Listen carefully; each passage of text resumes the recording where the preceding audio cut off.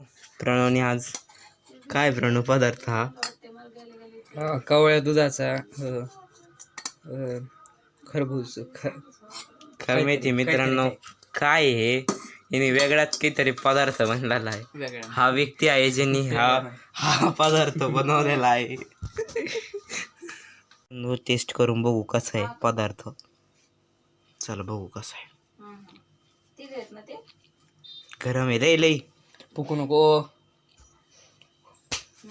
नसतं फुकत नाही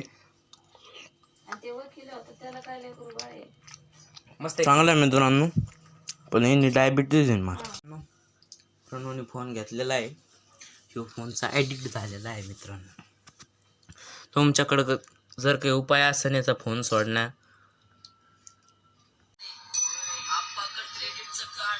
काय करतोय हो